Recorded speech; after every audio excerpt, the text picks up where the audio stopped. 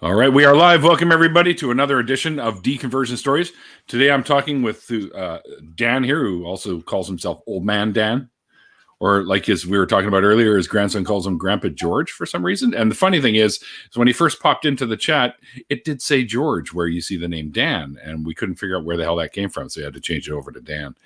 Dan, what I do here is I talk to people about their deconversions, their leaving their faith or whatever it was behind, and the journeys that it took them on through their life, and the ups, the downs, and stuff like that. And you're also an ex-serviceman, right? And also, guys, there's a link to, if you want to check it out. It's a quick little video of Dan yelling at his troops about for they're on the rifle range there, and he's yelling orders at him. It's pretty funny. It's called Gunny Funny. So that should say it in a nutshell right there. But anyways, Dan, why don't you take us back to the days when you were a believer and what sort of led you out of that and to becoming the atheist that you are today? Well, it was a long journey for me. I still am a missionary kid. My mom and dad are Baptist missionaries in Argentina. My older brother is a missionary in Argentina. One of my great uncles was a Southern Baptist preacher. And my whole life up to about 23 revolved around the church. Okay. I was born in California, but before we actually became missionaries to Argentina, we lived in 5 different states because my dad had to go through the process. When we were in California, when me and my younger brother were born, my dad was going through the whole process of being an associate pastor. It was his first church that he worked in. And then, he got promotions, moved up, and so we moved quite a bit. So I lived in California, Texas, Missouri, Colorado, and Kansas, all before going to Argentina when I was 10. And then we lived in Argentina for 5 years, came back to the States for a year and a half, and went back to Argentina, and I stayed in Argentina until I was 18. Now, for us, it was kind of unusual because as opposed to a preacher's kid here in the States, they can or don't have to be involved in working in the church. It's just kind of, they're the preacher's kid and everybody knows them. But being a missionary kid, it was pretty much expected that we would have an active part in helping build the church. Okay. So the part that I chose to do was I liked music. So I did the church music. Awesome. And I learned to play the piano, the accordion, and I taught myself the saxophone as well. Accordion? Oh, yeah. You should be making videos like Weird Al. Man, I don't have an accordion. And the funny thing is after I retired from the Marine Corps, I tried to get back into playing, but I got some serious ear damage. I got ringing and hearing loss and all that. So tinnitus. I can't really. I tried for about a year after I retired, and I just my ears are shot. I can't really play music anymore. Oh, so that sucks. Yeah, but shit happens. But anyway, I left home when I was 18, and all I'd really ever thought about doing was joining the Marine Corps. My dad was been a Marine. The same great uncle who was a Baptist preacher was in World War II. Many of my other family members on my dad's side were in World War II. And several other members of my dad's family had been in the Marines. He had a cousin who was in Vietnam. So I was exposed to the Marine Corps pretty early. And that had been my one interest. And I think it was because of all that you had the interest in joining the Marine Corps? Definitely. Yeah. But I've always loved history and the ocean and I read a lot. When I was in Argentina, and my one escape was really to read history books. Cool. It was like the one thing that I could get away from the whole church environment and the pressure of being the perfect preacher's kid and all this stuff. So I read I read a lot of history, and most of it was maritime history. I love very cool. I love the colonial era, age of exploration, pirate era, that whole thing. A lot of my childhood heroes were guys like Sir Francis Drake, Blackbeard, whatever. So Blackbeard. Ooh. Anyway, my two bulldogs are actually named with pirate names. My the oldest boy dog we have, his name's Captain Morgan. I like it. And yeah, it's for the rum too. I like Captain Morgan rum, but it's just because of Captain Morgan the pirate. And then the girl English bulldog we have, her name is Anne Bonny. Mm-hmm. So it's just part of my English / Scottish heritage and stuff, maritime tradition and all that, and the family thing too. Mm-hmm. But anyway, when I was leaving home, my dad asked me to try college for a while because he told me the Marine Corps would always be there. And so I agreed. And, the only thing I could think to do was study music. And because I really wasn't interested in anything else at that point. So I checked into Music's the University of Denver, University of Colorado, because my family's from Colorado. Mm-hmm. And I really wasn't feeling it. And it was 81, and I had to figure out how I was going to pay for it. So it was cheaper. I could get a music education degree at the same seminary where my dad went to seminary, and where my brother was actually, my oldest brother, the one who's the Baptist preacher, he started school a year before I did. He came back to the States a year before I did. Mm-hmm. So I could go there and I could study music education, and it was actually a fairly well accredited school back then, and had a fairly recognized liberal arts program for that part of Missouri, where it's in southwestern Missouri. Right. And but I still was drawn to the Marine Corps, so I came back in January of 81, joined the Marine Corps Reserves in May, went to boot camp in June, and started school for music education in August. And then that's pretty much when my deconversion process started, because at that school there was a lot of problems that all Baptist colleges have. I don't know if you ever heard of how Bob Jones lost all his government. Bob Jones University in Oklahoma lost his funding back in the 80s because they wouldn't accept interracial dating. It rings a bell. The whole Bob Jones in and of itself kind of rings a bell. So yeah. So the churches my dad and mom were associated with, they're not associated with Bob Jones. But another name you might recognize from the very same Baptist group they were from is a guy by the name of Jerry Falwell. Oh, yes. In Liberty University. And I was taught growing up that, black people were cursed because they were the descendants of Ham. Right. You've heard all these stories before. That was definitely part of my upbringing. And but there was other problems. BBC, Baptist Bible College, was trying to get over the racial tension, and I think they'd done a lot better than most of the other ones. But there was still a lot of other problems because Baptist churches tend to be very authoritarian, and their college was extremely authoritarian.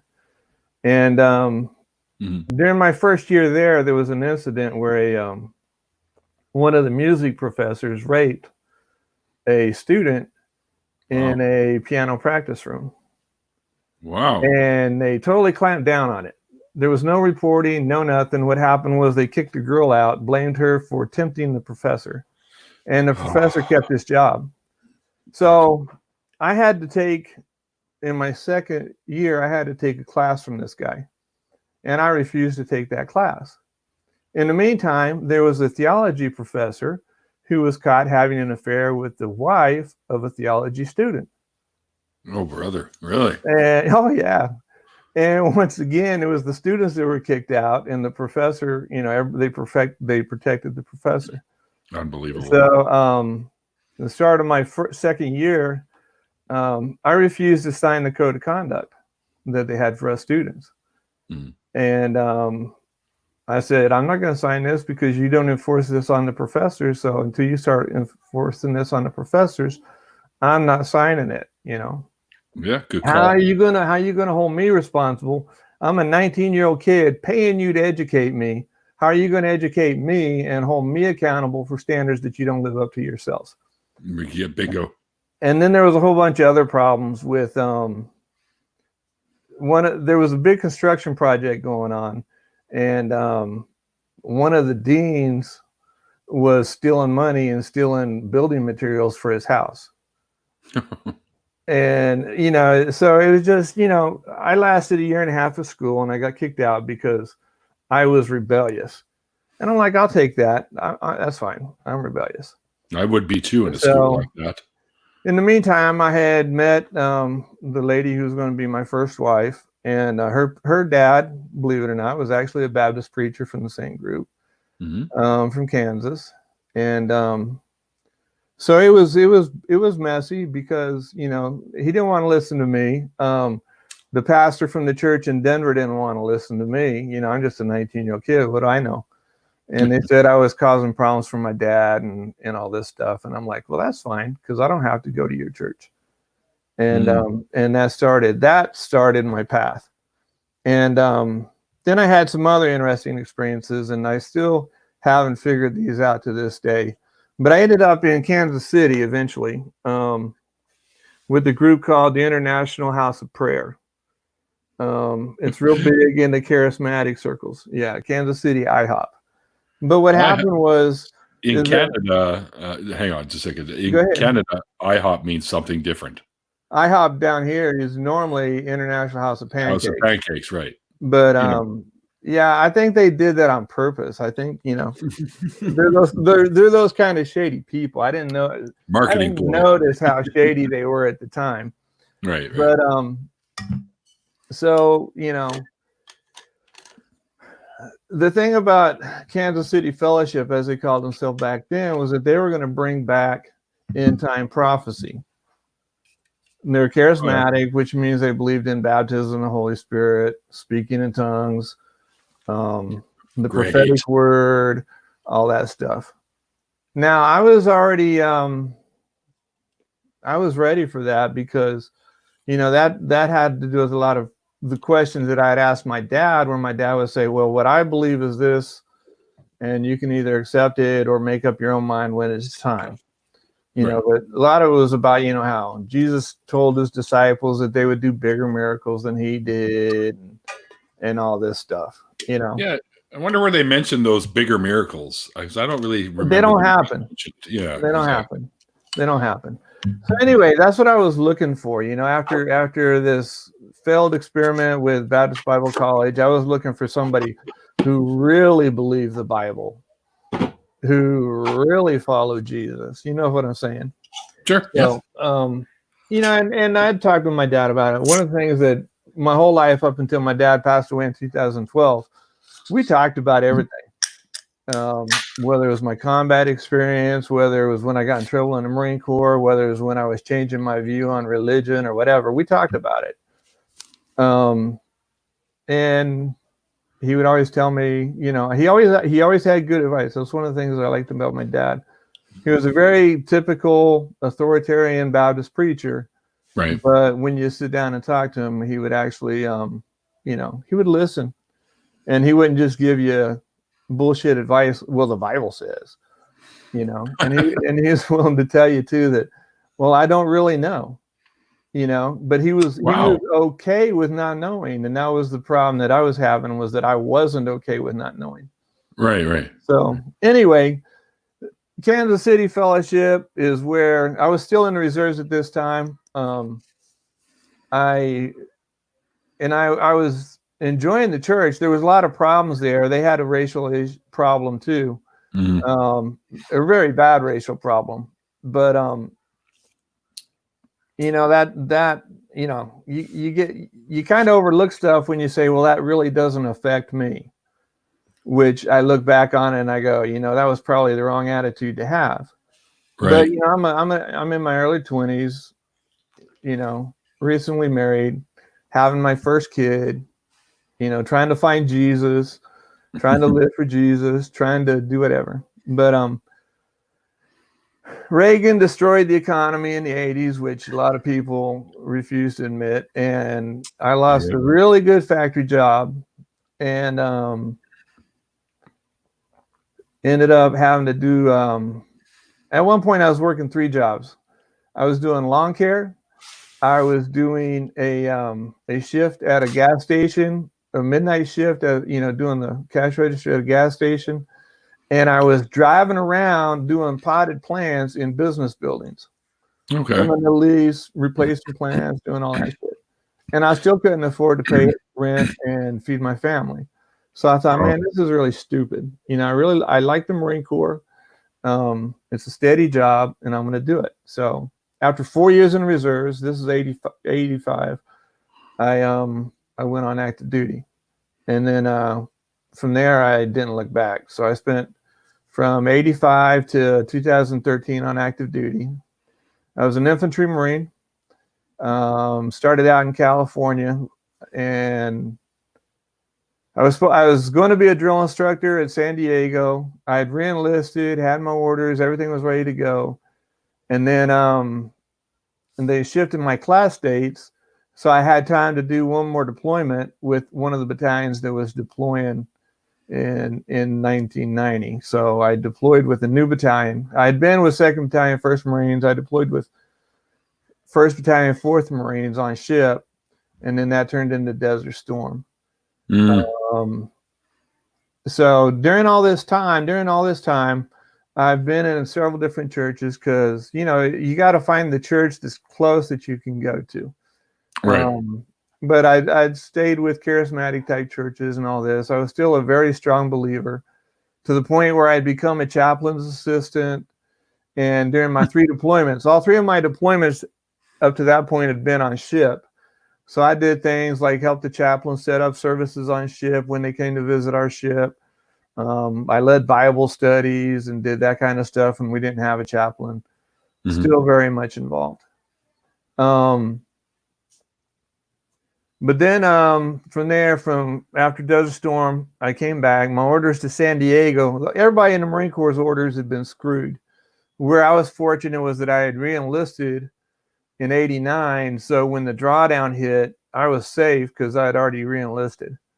Right. But I had to wait to figure out what was next. And so we pretty much were just in the process of training for the next deployment when Headquarters Marine Corps finally came out with, instead of having individual orders, they came out, they would send to each of the divisions, hey, we have these many people, take people who had orders and fill the list. And my sergeant major came out to see me in the field and he said, hey, you're going to Parris Island in October. And I go, what do you mean I'm going to Parris Island in October? And he goes, well, it's either that or you're going to end up on recruiting duty. And I'm like, okay, I'll go to Parris Island, because my goal was to be a drill instructor. So I ended up going to Parris Island and to be a drill instructor. And from there, I went to Officer Candidate School to be a drill instructor. And from there, I went back to the grunts. But during all this time in the 90s, I started seeing stuff because I actually ended up, while we were in Parris Island in Beaufort, South Carolina, the only church I could find that I could actually even stomach at this point ended up being an Episcopalian church. Oh, wow. Okay. And so I started learning stuff that, Baptists and charismatic people, evangelicals or fundamentalists in general, don't want you to know. And that's a little bit about church history. And for example, all the evangelicals and fundamentalists will tell you that the Bible is the word of God, and that's what everything's based on, sola scriptura kind of thing. And then talking to the Other people, it's like, no, the Bible is, it's the word of God. God tells us what he wants in it. But the thing that you got to look for is church authority. Okay. So, I started studying the history of it, and I just like, okay, I got to the point where by 95, I didn't even believe the Bible was the word of God anymore. And the thing that I did is I like, okay, if 90% of Christian doctrine comes from Paul, and Paul never claims to be writing scripture, that's right. Then what's the story? And then I started seeing just all kinds of things. But anyway, it was pretty much downhill from there. But being history minded, I just started going further back, And so at one point, and I also had a really motivating chaplain that I think besides my dad is like one of the only two people I could really say that I thought that they really lived what they believed. And he was a Catholic chaplain. He was a Marine in Vietnam. He was wounded in the Battle of Khe Sanh. And he was so badly wounded that at the triage tents, they left him outside. Really? Wow. And so while he was laying there, he said, he prayed to God and said, God, if you let me live, I'll become a Catholic priest. And he did. And he lived and he became a Catholic priest. And then as soon as he had enough, whatever it takes to become a chaplain, he became a chaplain. Wow. So, me, I'm still kind of like holding on to Christianity. So it seems to me that the thing to do is to go back to the roots, which, really is a Catholic church, no matter what fundamentalist people say. Right. But about that time, the first hints of this child sex abuse thing hit. And then we had at Camp Lejeune, we had 3 chaplains. One was a Catholic, and then a couple others that got busted for having child pornography on their computers, their work computers provided by the Navy. Wow. So I'm like, this is it, dude. I'm done. So, but I still kept studying. I'm like, I'm done with church. I'm done with all that. Yeah. So I looked into Judaism. I spent time talking to to Jewish chaplains. Started seeing why they thought, seeing why they thought Christianity was bogus.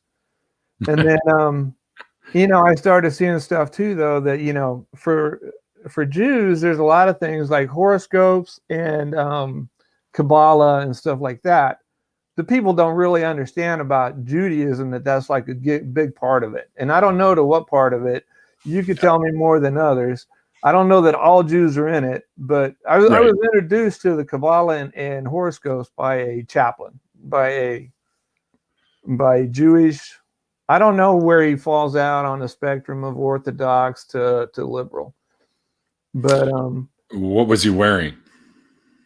A uniform. like the black coat, the white shirt, the tie, and no, he was wearing like a military uniform. Oh, yeah. I got you. Okay. So anyway, and one of my favorite people I listen to on YouTube still is Tovia Singer. Yeah, I know who he is. Yeah, I'm never going to be a Jew, but I'm not going to convert. But I was.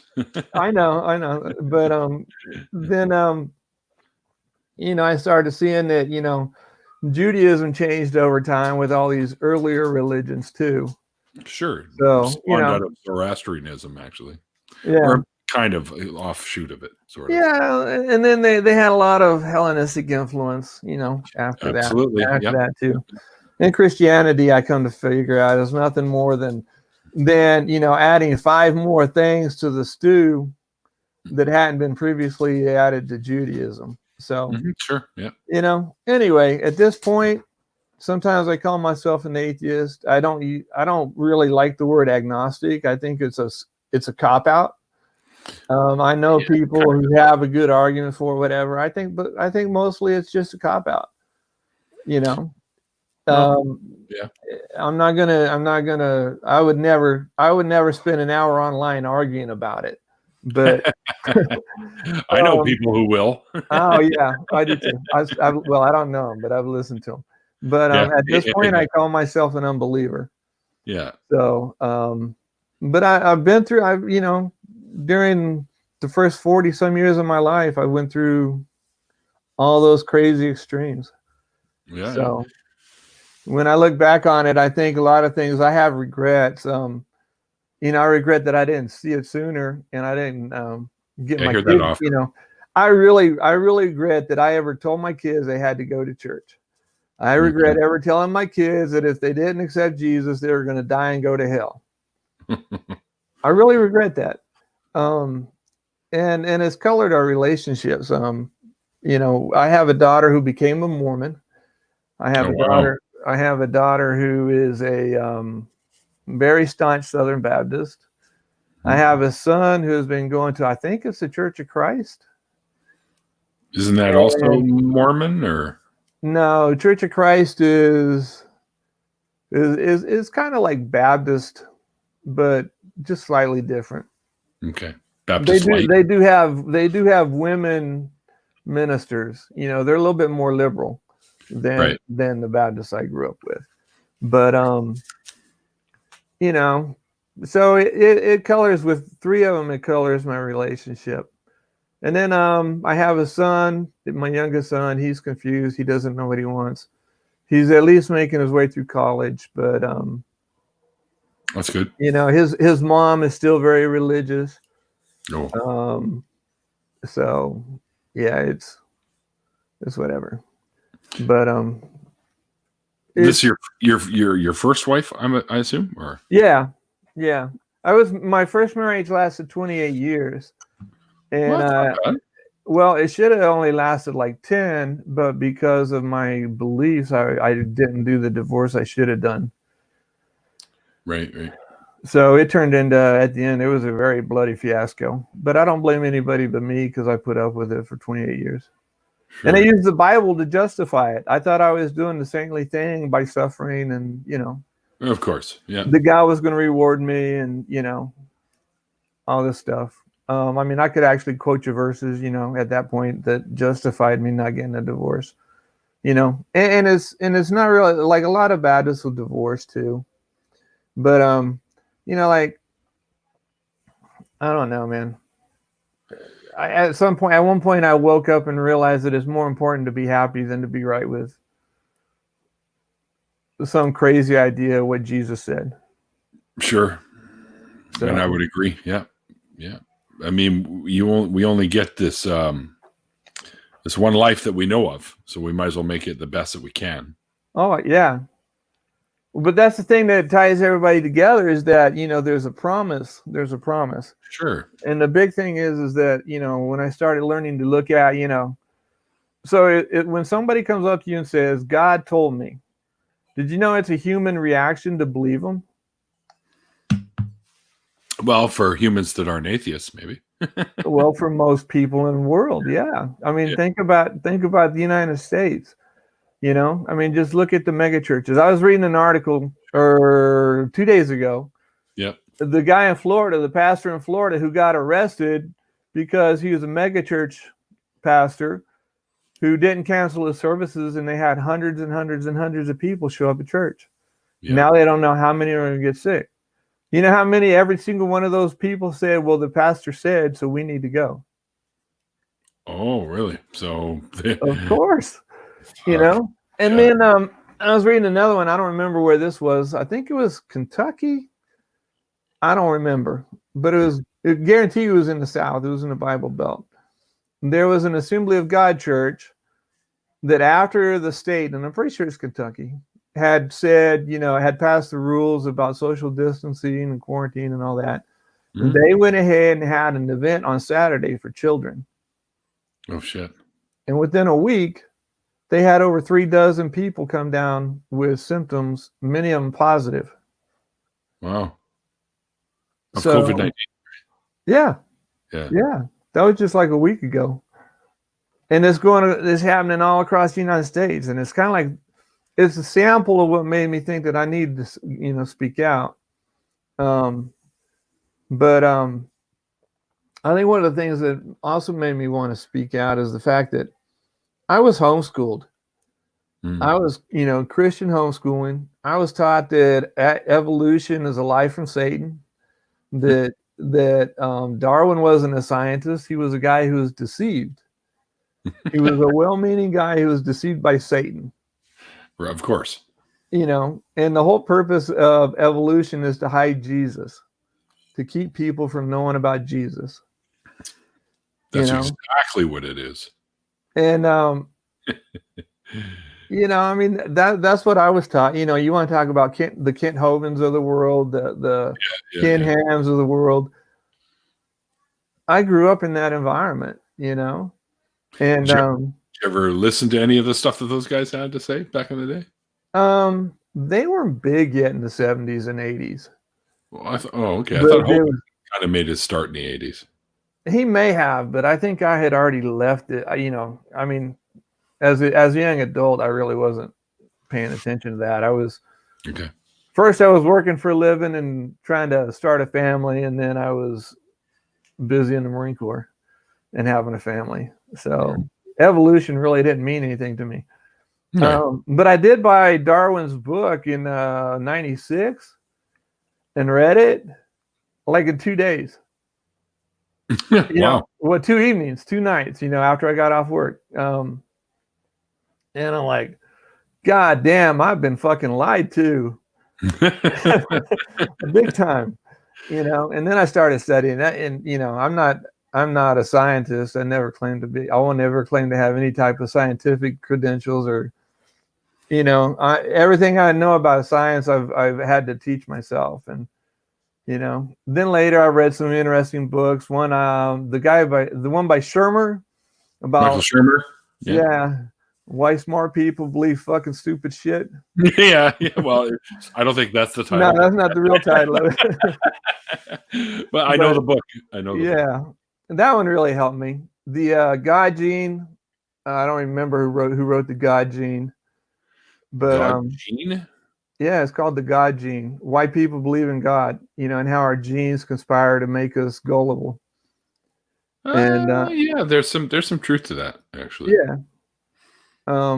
So, you know, I figured a lot of it. You know, I figured out a lot of it. In the meantime, I still have all the ranting fundamentalist aunts and uncles who put racist memes about Obama on Facebook, and oh shit, you know, so it's alive. But the thing that gets me is how nice these people are. They're really great people in a lot of ways. Okay. But they have some things that just, you know, of course we're all imperfect. We all have our flaws. Oh, of course, yeah. But anyway, other than that, I've had a pretty interesting life because I was the only registered Democrat I knew the entire time I was in the Marine Corps. Really? Yeah. So Reagan made me a Democrat. I don't want to. Not surprising. I don't want to be, you know, I don't want to get off into politics. That's not your bag of here. So, politics is fine. You know. So anyway, I've taken a lot of like the I side with test, all those stuff. I'm a political junkie. Right.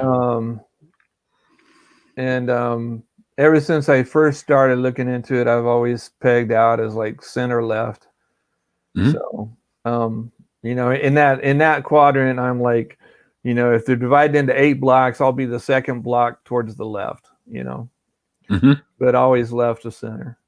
And my biggest thing that I would like to, you know, one of the things that I want to address, you know, on YouTube is like, one of the political philosophies in the U.S. that's always driven me apeshit is libertarianism. Okay, yeah, I got a friend who's one of these guys. Because it's like, you know, you guys want all this freedom with no responsibility. Yeah. You know, and I don't believe that we should have a draft, but I think that more needs to be done for people to understand that, like, you know, like the problem we have right now in America dealing with COVID is that where there were government programs in place that could have helped, the libertarian / extreme right destroyed them. You know, I mean, there's like 5 things Trump did back in 17 and 18 that have massively contributed to our inability to deal with this crisis now. Yeah. He got rid of the. He destroyed the CDC. Yeah. He destroyed the organization that was supposed to deal with outbreaks that did things like SARS and Ebola. He cut funding to all the departments of Homeland Security except for Border Patrol. I mean, there's just tons of things, So my thing is that, like when you go to a small town in Texas or a small town in North Carolina, these people take care of each other, but their social center is the church. Sure. Yeah. Okay. But, we're at a point now where your social center at the church isn't meeting your needs. Because your social center at the church is telling you to come to services when you should be staying home. Right. And if you look at contrary to what you need. Yeah. And if you look at things like, Obamacare, as imperfect as it was, Social Security, food stamps, Medicare, all these things, those are systems that have really, really done something to take care of people. Yeah. And yet those are the same systems that the little church people want to destroy because of big government. And I don't know. I'm not for totalitarianism. I'm not for. Right. I'm for you and me working together to resolve our needs. Yeah. I'd be down for that for sure. So anyway, that's the kind of thing that I want to address, but I haven't really figured out my niche for doing it, Right. That's kind of where you want to take your channel on YouTube? Maybe that and some history. Okay. Because I'm working on a video and it's taken me months. Literally since February I've been working on it. And it's why I'm not a flat earther. It's good to know, Dan. Good to know. And the basic part of it is just that the group that discovered Antarctica, yeah, was a small squadron of U.S. Navy ships. Oh yeah, initially. Initially, a lot of people knew it was there, but what they did was they picked up where Captain Cook had left off in mapping the Pacific, and eventually, after 4 years, during their 4 years of tooling around in the Pacific, they discovered Antarctica. Wow. So when was that? 1840 something. Oh, okay. So that's long before the what's his name there? Was it a Swedish dude that went down there and? I think he was the first one to map. He mapped one of the coastlines that nobody else had mapped before. I know who you're talking about, and he was like 1850 something or 1860. Is it? Am I thinking of the Piri Reis guy? Piri Reis or whatever the hell. Oh no, that guy was Piri Reis was a Muslim admiral. Was he? Okay. Yeah, he was actually a European. I think he was Italian.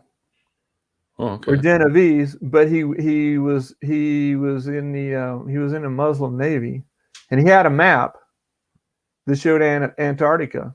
Yeah. Before I'm saying the Spanish. Excuse me. We talk a lot of Spanish around here. My wife's Colombian. And that's another funny story. Her brother and his wife are visiting. Their visa expires in like 2 weeks, but they can't travel. Oh. No, not my wife's visa. Her brother, my brother-in-law. He's from Colombia. He's visiting her. His visa expires in 2 weeks, but he can't travel. Uh-oh. Shit. He can't leave the U.S. and he can't get back into Colombia. Well, can they? Is there some sort of leniency they'll have because of this? Well, they're working on it, but everybody's systems are so overwhelmed right now that he's gotten a response. Don't worry about it. We'll get back to you. Okay, so that's kind of encouraging, I think. Yeah. There's just them saying, "Don't worry about it." I'd be like, "Okay, I'll be all right eventually." Yeah. I mean, when all flights from here to anywhere canceled, it's kind of hard to go back to Colombia. True enough. And I'm supposed to be going down to Texas in June. But that's still 2 months away. I don't think it's going to happen, dude. I think all that's going to get canceled. Do you think so? Yeah. You know, we haven't even begun to reach the worst part from the projections they're talking about today. Really? Because the recent mapping that I saw from, I can't remember, one of the CDC sites, the curves are coming on a downslope now globally. Are they? Yeah. Well, the one that was out, could be. I have to look at it again. 2 days ago, I think I saw these. Yeah. I get all kinds of stuff like that at work because where I seen something where they were drawing it out for like extending the not necessarily the rising part, but like the plateaued part out to like May, maybe. I don't remember now. May's not that far away. True. It is April 1st. Right. April Fool's. April 1st. Yeah. Oh, yeah, that's right. Happy April Fool's Day, everybody. Yeah. And you know, it's weird. Just so everybody knows, when we were first arranging this, he gave me a list of dates, and I said, "Hey, I'll be your April Fool." So anyway, that almost reminded me. Just the way you said that almost reminded me of the line from Tombstone. I'll be your Huckleberry. I'll be your Huckleberry. Your Huckleberry. I like that line. Yeah, it was a great movie. So let's talk a little bit about your military career, because I've always been interested in stuff like that. So, first of all, how long were you in it? And that video of you. Okay, I'm sorry, I interrupted your questions. That's okay. Like, how long were you in it? And that video that you showed me of you, which is back from 2007, I believe.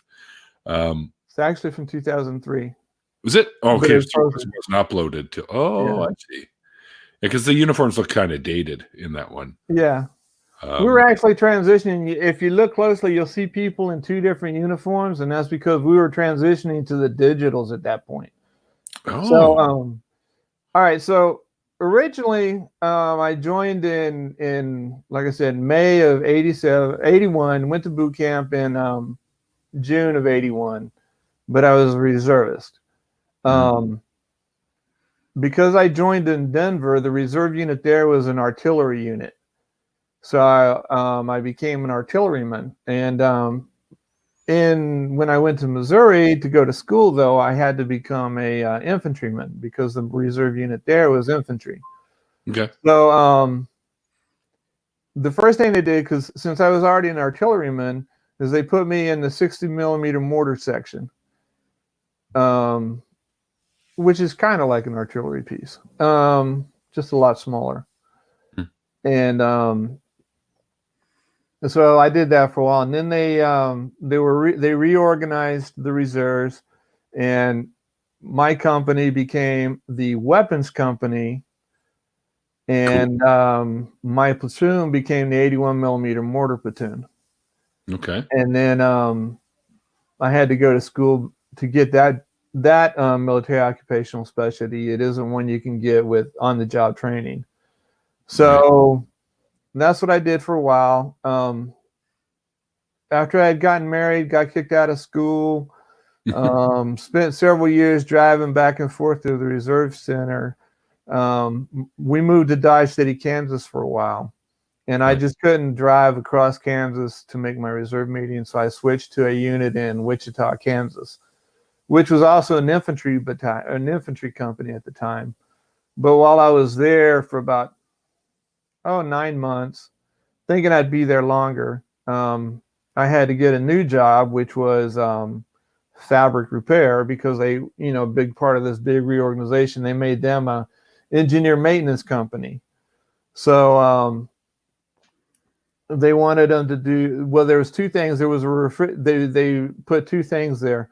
The fabric repair, which repaired tents and canvases and stuff like that, and a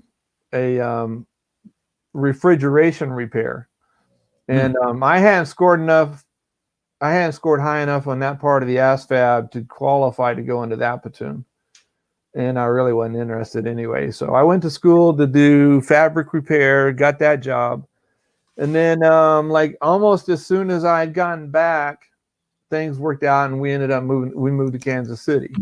Well, in Kansas City, the reserve unit was the headquarters for 24th Marine Regiment. Mm-hmm. So I was back to doing infantry stuff, but at a headquarters level. And that's where I was when I went on active duty. So when I applied to Headquarters Marine Corps, they looked at all my training and everything, and they said, "Oh, you're going to be a mortarman." So they sent me to 2nd Battalion, 1st Marines, and this was the end of '85. And from there, they were already in a pre-deployment training cycle to deploy in June of '86. So that's what I did. Now, I was a mortarman. So in a mortar platoon, there's a lot of different jobs. Some guys operate the cannon. They're the gun crew. Mm-hmm. Some guys are the fire direction center, and some guys are the forward observers. So between there and when I finally got promoted out of a mortar platoon, which is early 2000, all my time in the infantry was in a mortar platoon. So I was in a mortar platoon in 2nd Battalion, 1st Marines, then in 1-4 for Desert Shield and Desert Storm. I went to Parris Island to be a drill instructor, went to Officer Candidate School at Quantico to be a drill instructor. And then from there, I went to 3rd Battalion, 8th Marines at Camp Lejeune, where I was in another mortar platoon. Cool. And then this is so basically private to staff sergeant, I was in the mortar platoon. So how come your name isn't Dan the Mortar Man? Because most people don't know anything about mortars. Most people, I'm going to show, I'm going to link to some videos about mortars and stuff. Mm-hmm. But pretty much in the infantry, you got the guys who are riflemen. Yep. And then you got machine gunners, you got anti-tank men, you got mortarmen, and other people whose job is to provide the fire support they need. So at the rifle company, you got up to 7.62 millimeter machine guns, which is, and the 60 millimeter mortar, and the back when I was still in, it's the small, but I think they've started phasing that out, or have already phased it out. And then you have a weapons company, which has the 50 cals, the Mark 19s, the javelins and the tows, and the 81s. Wow. And then, so my whole career, even though I was an infantry guy, I was also heavily into the fire support aspects of it. And then I got in trouble at Officer Candidate School as a drill instructor, so I thought I was going to retire at 20 as a staff sergeant. Yep. But instead of being bitter about it, I just kept working. And then I really think if it hadn't been for the war, I probably would have retired at 20. But somebody liked me, and I got promoted to gunnery sergeant. So after that, it was Katie bar the door. But from Camp Lejeune, I went to 1st Battalion, 25th Marines, which is a reserve unit in New England. And I went there specifically to mobilize them for Operation Iraqi Freedom. Mm-hmm. But we got them down to Camp Lejeune and realized that it would be murder to send them to war at that point. So instead, we took them to Okinawa for a year. And Okinawa, Japan. Okinawa, Japan. And they relieved with 1st Battalion, 25th Marines, we relieved the 3 units, the 3 battalions that are normally in Okinawa, so they could all go and get ready for the war. And we held down all the Western Pacific things with, like we would send companies to do what battalions normally did. And that's all the training in Korea, Thailand, Australia, the Philippines, etc. So in that video, we were actually doing some of our own personal training, or not personal training, but our training for our personnel in the Philippines in 2003. And what I was doing was I was teaching younger Marines how to do fire and maneuver and fire and movement using the squad automatic weapon, which is a beast and a very dangerous piece of gear until people know how to use it. Sure. So, you start out, picture any static range where you have a line and you shoot from behind the line at the targets out there, you know. And then you get them up to the point where they're actually doing fire and movement with live ammunition. And we were about halfway through the point at that video that somebody filmed and put on YouTube. Yeah, I was noticing that. You have them all down at the line. Yep. They're not actually firing, but they're yelling bang, bang, bang, bang, bang. Yeah. Then you one at a time, almost as if you're going from one end to the other, to the other, to the other, to have them move forward. Yeah. And then when they move to that second line, they actually start firing. Yeah. That's, well, what's the reasoning behind that? Okay. Look at it like this. If you're here and the enemy's over here, mm-hmm. you got to get there. Well, yeah. But I mean, and the way you do that is you do that by, by fire and movement. Okay.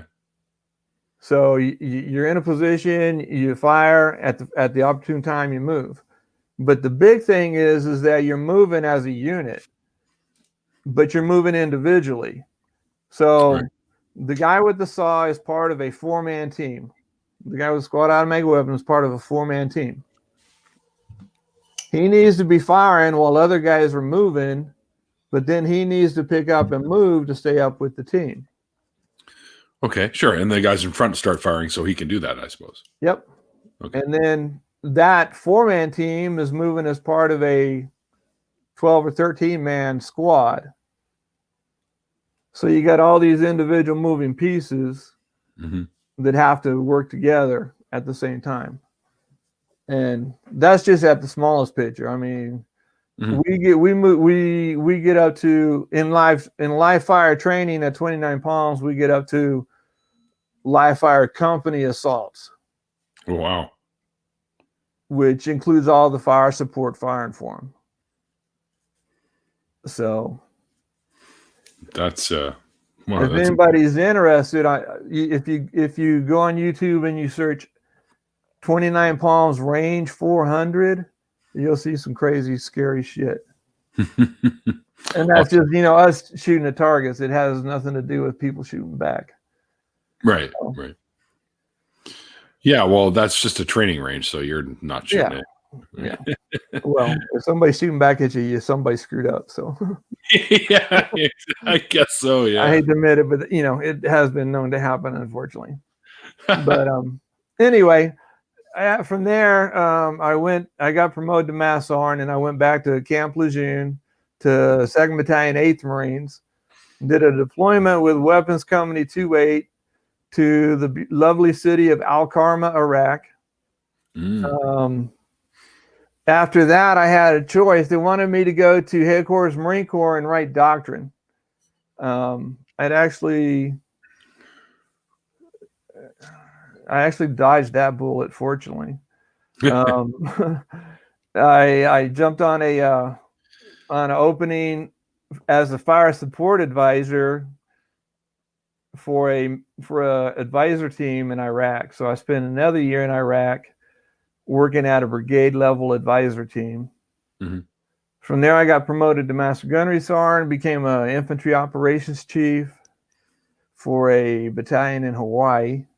Ooh, nice. And I spent almost 3 years stationed in Hawaii, out of which I was in Hawaii probably a total of 6 months. Out of that 3 years, you were yeah. Yeah, because we went to Afghanistan twice from there. Oh, okay. And then after that, I came back to Lejeune, and I was going to be the operations chief for a Marine Expeditionary Unit. But then I was on ship, and all this time I'd had back pain, shoulder pain. I'd had a shoulder surgery already, had a knee surgery, and all this stuff.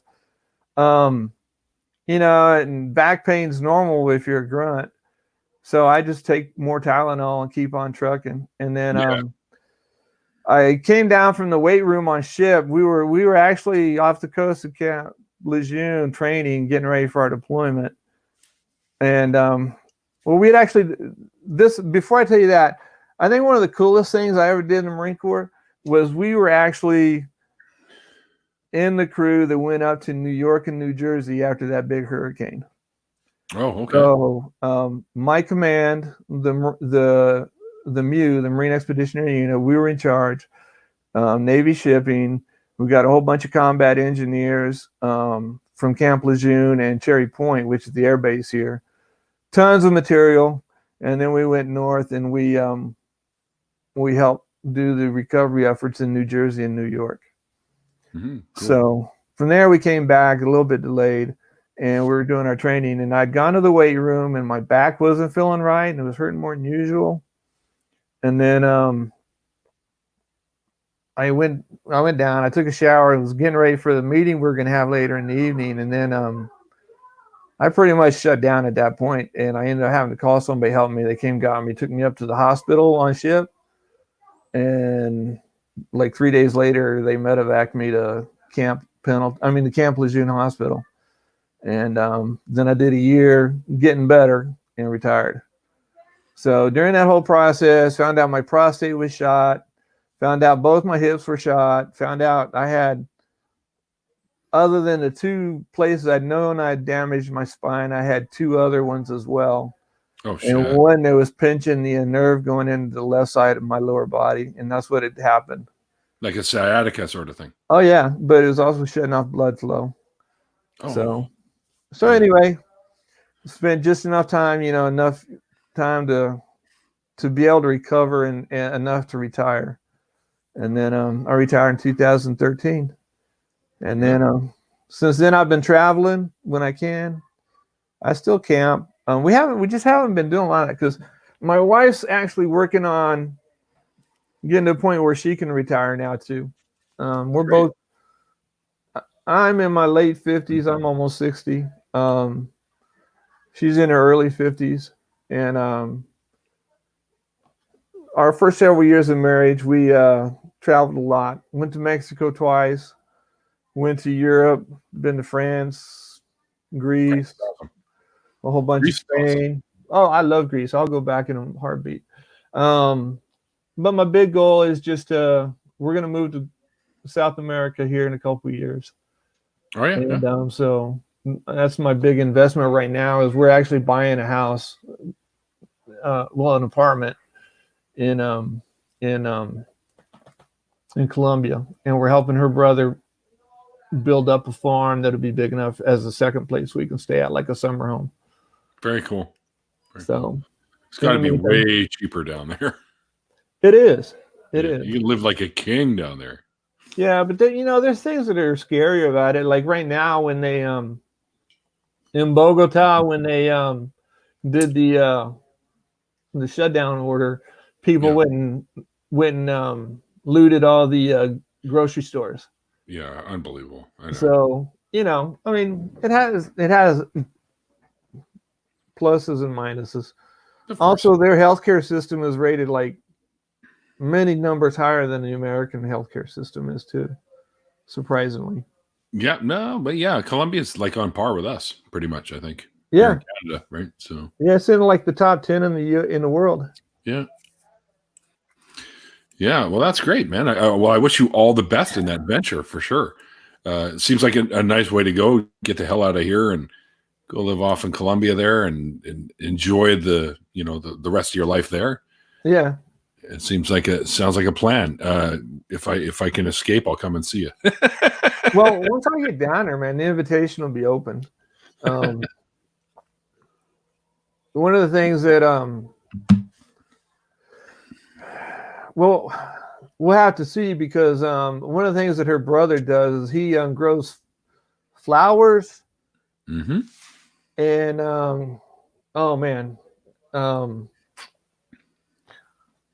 avocados. Oh, awesome. Remember the English word. But guess what happened to his market right now? Oh, it tanked? Yeah, because they export to the U.S. Oh. So we'll see if they financially, if he can financially make it through, survive it. Yeah. Through the crisis here. But one of the things that we've had, I'll say we, but it's mostly been my wife's effort. She's already taken, I think, 5 families down there. Excellent. People that she's met through the daycare, people that she's met here, and set them up with 2-week tours and stuff. So I don't think I really want to get into the tourism industry, but I mean, for people we know, it'll be like, hey, come on down. We'll show you what to do and take you places. And that'd be cool. That'd be awesome. Stuff like that. So, but anyway. Well, we have come to the hour. Wow. Pretty much in like 1 hour right now. There we go. We hit 1 hour. People are always kind of concerned that they don't have enough to talk about for an hour. And I'm like, I'll bet you we can and every time I stretch it out to an hour. But I've had no hand in this, man. This has all been you. So you've got lots of stories to tell, which is fantastic. I do. And I was worried about trying to keep it short. Like, I mean, there's a lot. Pick a topic, I really did give the Reader's Digest version on a lot of shit. So sure, as you can imagine. But after, like, I guess your family kind of knows that you're an atheist now, and yeah, and they all know I'm a liberal who hates America, which they can't square. They can't square 32 years in the Marine Corps with being a liberal that hates America. But I mean, my one of my uncles was a truck driver for his whole life, and he got to a point where he was going to retire. He was like a teamster and all that stuff, and then he formed his own company, and got a very lucrative contract driving for Caterpillar all across the Western United States. Kept driving, and the only thing he listened to while he was driving his truck is Rush Limbaugh. Oh shit.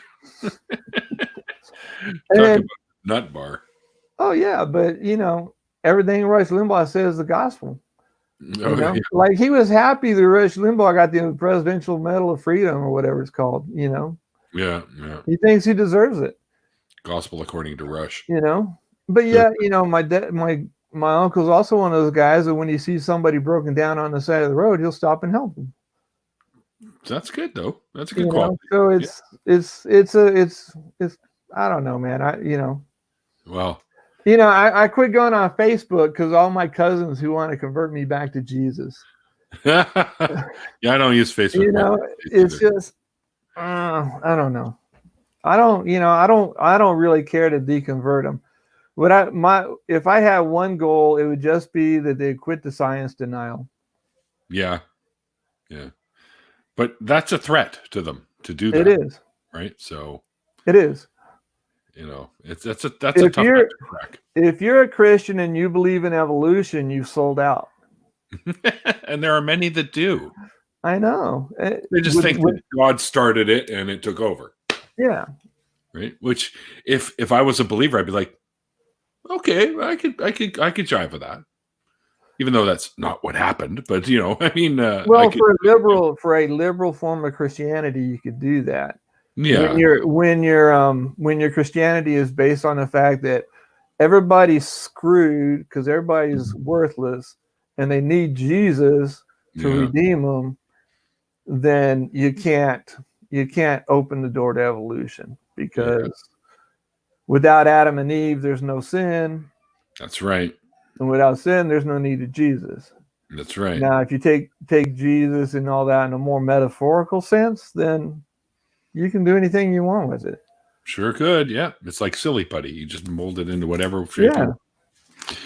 Yeah. Many of them do. And it still makes me laugh. But anyways, that's just me. Well, Dan, man, thank you so much for joining me today, man. It's been a pleasure and an honor talking to you, man. Thank you for letting me run my suck. No. Thank you so much for your service that you did many years. No, I always do after parties for this. Are you still down for hanging out for a little bit? Because I am. From what I'm told, they're fairly legendary. So, oh no, go away, Mr. I have actually enjoyed quite a few of them. Well, have you? So, yeah. Yeah, they can get pretty crazy. So yeah, I don't know. I quit commenting on them after a while because it's all whatever. But yeah, I watched a lot of your shit. In fact, the latest one I watched because I was this past couple of weeks I've been kind of UA or missing in action. Yeah. But the one with Jim Hall. Oh yeah. So I missed that one live, but I watched. Jim's a good dude. Yeah, I like what they're doing. I'm sad that he's getting out of it because he says he runs in those 3-year cycles, right? And, well, exactly. And but he's going to keep in touch with me, so yeah, well, he'll figure out what he wants to do. So. Oh yeah, I told him don't quit yet. Take a break for a few months and see how you feel at that point. Well, this is probably not the place for it, but I wouldn't want to be involved in the format he has. Of course, I'm having a hard time just figuring out how to do a basic movie right now. So, I really want to talk. Well, Jim will do what Jim ends up doing. Yeah. But as for us, we will shut this down and start an after party in a few minutes, and I'll send you a new link. I'm going to go have a quick cigarette and throw another beer in my cooler. So, thanks everyone for tuning in. I hope you guys enjoyed the conversation. I learned some stuff I didn't know before, so that's always good. And I enjoyed the conversation, man. I hope you did too. I did. Thanks for having me. Yeah, it's been a pleasure. And like I always say at the end, hang on, before we go, I always forget to do this. I got to shill my own shit out. I do have ways you can support the show down below. If you like what I do and you want to help support, you can. There are multiple ways. And also check out Dan's stuff down below. I have some links there. And I really recommend you check him out, Yelling at His Troops. That's just cracked me up when I saw that one earlier. He sent it to me in the DM. So I was like, oh, I got to see this. And I was like, wait a minute. Is he one of the gunmen or is he the guy barking the orders? He's, oh, no, I'm the guy barking the orders. So I was like, all right, cool. So, yeah, so check that out. And there's also a link to his YouTube channel, which he does have something in the works for. But there are some stuff there you can check out already. And also his Twitter. So give him a follow on Twitter as well. He also does Instagram, but like me, he kind of doesn't do it. Last summer since Yeah. July of 18 since I did anything. Yeah, I don't think I've ever posted anything on Instagram. I had it connected to my Facebook, and while I was using Facebook, it would auto post onto Instagram. Yeah. And but I don't really use Facebook. I did it backwards, but I was just doing my bulldogs and my trips. Yeah. So last thing I posted was when I was in Monterrey, Mexico. Year. There you go. Perfect. So, all right. There you go. All right, guys. Thanks again for tuning in. And until next time, guys, like I always say at the end of these things, like the late, great Christopher Hitchens once said, it's called faith because it's not knowledge. And we'll see you guys next time.